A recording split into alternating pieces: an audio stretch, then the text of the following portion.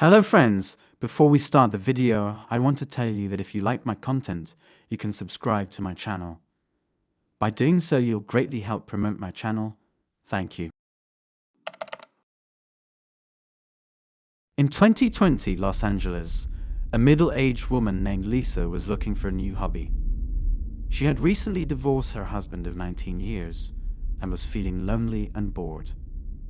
She had always wanted to learn how to take pictures, but she never had the time or money to do so.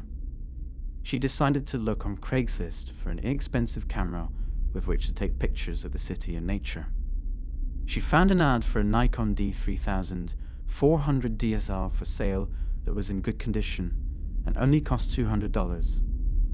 The seller turned out to be a young man named Alex, who said he was moving to another state and needed to get rid of his stuff. Lisa contacted him and arranged to meet him at a coffee shop near his apartment. She couldn't wait to pick up her camera and start her new hobby. She drove to the cafe and parked the car. She saw Alex waiting outside with a backpack. He looked friendly and smiled when he saw her. He introduced himself and handed her the backpack. Lisa opened it and saw a camera inside. It looked brand new and had all the accessories. She was impressed and thanked him. She reached for her wallet to pay him, but he stopped her. He said the camera was worth much more and he had other buyers willing to pay more. Lisa was shocked and angry. She said he was being unfair and dishonest. She said she only had $200 with her, and that was what they had agreed on. Alex became aggressive and grabbed her purse. He said he would take the money and the camera. He said she was lucky he didn't hurt her. He pushed her to the ground and ran off with her backpack and purse. Lisa screamed for help and tried to get up, but felt a sharp pain in her chest. She looked down and saw blood soaking her shirt. She realized that Alex had stabbed her. She fell to the sidewalk and lost consciousness. A passerby saw her and called 911.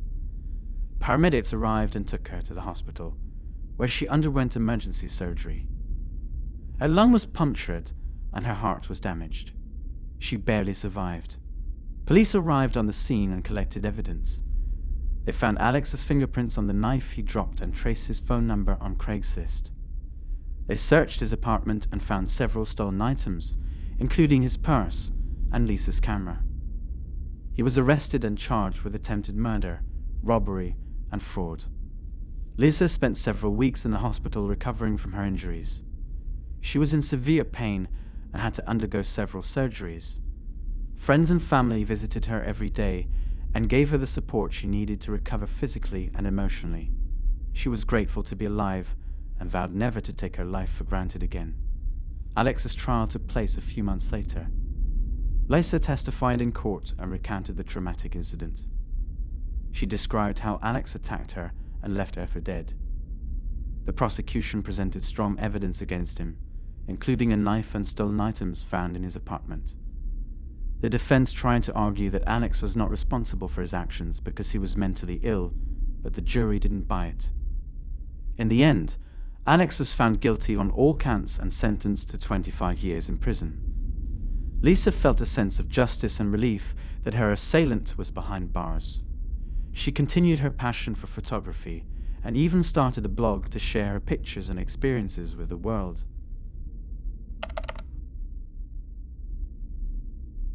In 2017 in Miami, Florida, a young man named Max was working as a software engineer for a startup company. He had a busy life, but he always made time for his father, who lived alone in a small apartment. His father, Robert, was 75 years old and suffering from Alzheimer's disease. He needed constant care and supervision, but Max could not afford to hire a professional nurse or send him to a nursing home. He loved his father and wanted him to stay home as long as possible. One day, Max saw an ad on Craigslist looking for a caregiver offering elderly care at a reasonable price. The ad said the caregiver was a registered nurse with experience and references. Max thought this was a great opportunity to find someone who would help his father while he was at work. He contacted the person who had placed the ad and made an appointment for the next day. The nurse's name was Katja. She was a young woman with blonde hair and blue eyes. She seemed friendly and trustworthy. She showed Max her credentials and gave him the phone numbers of several of her previous clients. Max called them, and they all spoke positively about Katja. They said she was kind, patient, and trustworthy. Max was relieved and decided to hire her. He introduced Katja to his father and explained the situation. Robert was at first confused and distrustful, but Katja managed to calm him down and make him feel comfortable. She said that she would come every weekday from 9 a.m. to 5 p.m. and take care of Robert's needs. She would cook meals for him, clean the house, give him medicine, and keep him company. Max agreed to pay her $20 an hour and gave her a spare key to the apartment. For the first week, all went well. Katja showed up on time every day and did her job well. Max checked on his father every night, and he looked happy and well-groomed. Katja also sent him text messages throughout the day to let him know how things were going. Max felt grateful and relieved to have found such a good caregiver for his father. In the second week, however, things took a grim turn. On Monday morning, Max received a text message from Katja saying that she had an emergency and would not be able to make it that day. She apologized and said she could come the next day. Max was concerned, but understood that sometimes things happen. He called his supervisor and asked for time off to be with his father. Tuesday morning, Katja didn't show up either. She didn't answer her phone or respond to Max's messages. He became angry and suspicious. He wondered if she had quit her job or found another job without telling him. He called several of her acquaintances again, but they didn't answer either. He felt betrayed and frustrated. He decided to go to work anyway and leave his father alone for a few hours. He hoped Katja would show up later, or at least explain herself. He left his father a note saying he would be back soon and closed the door behind him. When he returned home in the afternoon, he was shocked by what he saw. The door was unlocked and the apartment was a mess. Furniture had been overturned, drawers open, and clothes scattered on the floor. He ran to his father's room and found him lying unconscious on the bed. Beside him lay a broken vase. Max panicked and called 911. He tried to wake his father, but he didn't answer. He felt guilty and feared he had left him alone with a stranger who had robbed them and hurt them. Soon medics arrived and took Robert to the hospital. They said he had suffered a severe head injury and that his condition was critical. They also said they found traces of substances in his system, indicating that Katja had drugged him before robbing the house. Max followed them to the hospital and anxiously awaited news about his father's condition. He also called the police and reported what had happened. He gave Katja's name, phone number, description, and information about her. Police told him that they had already received several complaints about Katja from other victims who had hired her through Craigslist. They said that Katja had a history of stealing from her clients and using substances to incapacitate them. They also said they were already investigating and had obtained a search warrant for her house. A few days later, Katja was caught and charged with burglary, theft, and assault. She was convicted and sentenced to 10 years in prison. Max was relieved and grateful that justice had been served, but he couldn't shake the guilt of entrusting his father's life to someone he barely knew. He learned a valuable lesson about the importance of background checks and references when hiring caregivers, and hopes that his experience will serve as a cautionary tale for others who may find themselves in a similar situation.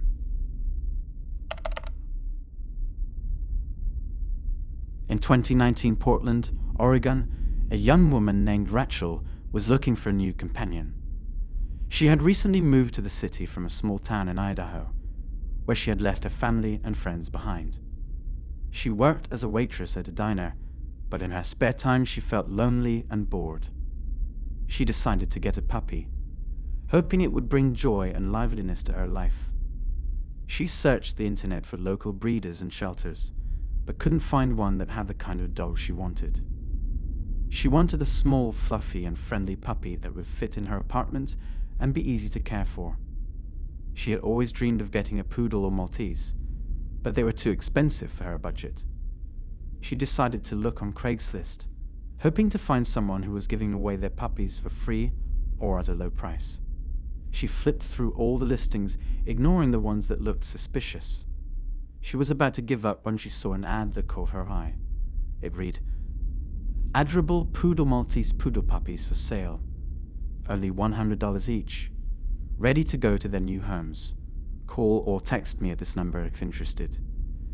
The ad had several pictures of cute white puppies with curly hair and big eyes. Looking at them, Rachel felt her heart melt. She quickly grabbed her phone and texted the number. "Hi, I saw your ad on Craigslist. Are the puppies still available?" She eagerly awaited a reply. A few minutes later, she received a text back. "Hello, yes, available. I have 2 males and 1 female left. Which one do you want?" Rachel couldn't believe her luck. She wrote back, "I want a female. She's so cute." "Great, she's yours. Where do you want to meet?" Rachel thought for a moment. She didn't want to invite a stranger to her apartment, but she didn't want to go to a place she didn't know either. She decided to suggest a public place. "How about Starbucks on 5th Avenue? It's not far from my house." "Sure, that works for me." "What time can you meet?" Rachel checked her watch. It was 3 p.m. on a Saturday. It was her day off. "I can meet you in an hour. Is that okay?" "Fine. See you then." As she wrapped up the conversation, Rachel felt a rush of excitement. She was going to get a puppy today. She quickly packed and grabbed her purse and keys. She didn't have much cash with her, so she stopped at an ATM on her way to Starbucks. She withdrew $100 and put it in an envelope. She hoped the salesman was honest and reliable. She arrived at Starbucks at 4:00 p.m. sharp. She looked around for the salesman, but saw no one who matched the description he had given her on the phone. He said he was a tall, blond man with glasses and a blue jacket. She decided to wait in the coffee shop and order a drink while she waited. She got in line and ordered a latte. As she was paying, someone touched her shoulder. "Excuse me, are you Rachel?" She turned around and saw a man standing behind her. He wasn't tall or blond or wearing glasses or a blue jacket. He was short, dark-haired, wearing a black sweatshirt and jeans. A backpack was slung over his shoulder. "Yeah, that's me," Rachel replied cautiously. "Hi, I'm Mike. I'm here for the puppy." Rachel felt confused and anxious. "But you're not the person I talked to on the phone," she said. "Oh yeah, sorry about that," Mike said with a fake smile. "That was my brother. He couldn't make it today, so he asked me to bring you a puppy."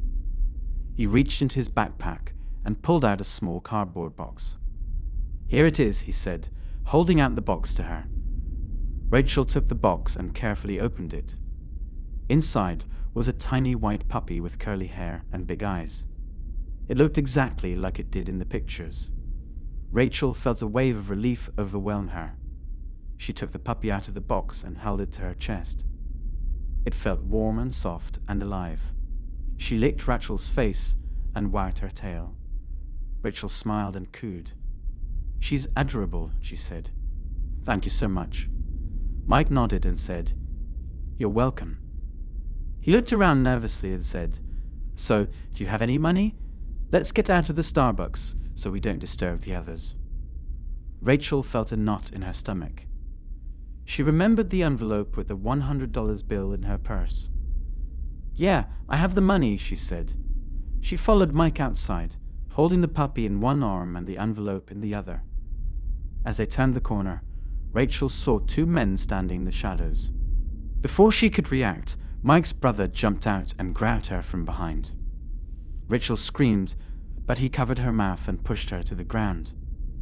The other man joined in and started hitting her with a metal rod. Rachel felt the blows land on her head, her back, her arms. She tried to fight back, but they were too strong. They grabbed her purse and the envelope and ran away, leaving Rachel bleeding and unconscious on the ground. When she woke up, she was in a hospital room. Her head was wrapped in bandages, her arms were in casts, and her body ached all over. She learned from the doctors that she had been in a coma for 2 days and that she had suffered multiple fractures and a concussion. She also learned that the police had caught the 2 men who had attacked her. They were professional criminals with a long record of violent crimes. They had used Craigslist to lure other victims into traps, promising them puppies, phones, or other items, and then robbing and beating them. Rachel was lucky to survive. She never forgot the trauma and the pain of that day. But she also never forgot the love and the joy that her little puppy brought into her life. She named her Snowflake and cared for her with all her heart. Together, they started a new life, full of hope and resilience. My opinion: I think that all of these cases are related to the fact that the victims were not very attentive to everything that was going on around them. For example, Rachel in the last story might have been alert when a man she didn't know walked into the cafe and pretended to be the brother of the salesman. All the more reason not to leave the safe cafe with him later and go somewhere else. Also, she could have taken a friend, or at least a pepper spray. Be careful, and you can get to me in the next video. Thanks for watching, and see you soon.